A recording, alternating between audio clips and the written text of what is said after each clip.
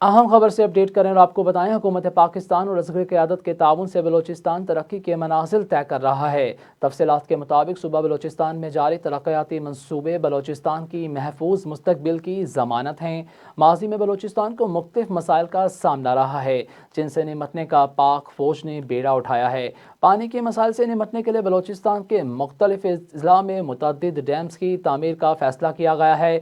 रवां साल मिंगी डैम की तकमील के बाद कोयटा में पानी की किल्लत के मसाइल पर बाखूबी काबू पाया जा सकेगा। बलोचिस्तान के अजला में भामी रवाबित के लिए सड़कों और पुलों की तामीर का काम किया जा रहा है, जिसके तहत M8 अवारन झील जलाओ बेला ब्रिज, N65 पर पिंजरा ब्रेक और N25 पर हब ब्रिज की तामीर तकमीली मराहिल में दाखिल हो चुकी है। पाक फौज की अंतः काविशों से 17 साल बाद सिब्बी हरानी रेलवे ट्रैक बहाल कर दिया गया है, जिससे आमतौर रफ्त में बेहद आसानी हासिल होगी।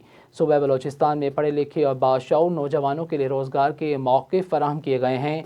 गवादर में 500 मिलियन की लागत से 104 तरक्याती मनसूबों पर काम कामयाबी से जारी व सारी है, जिनमें सेहत, पानी की फराहमी, तालीम, तवानाई और दीगर फलाही शोबे सहर फहरिस्त हैं।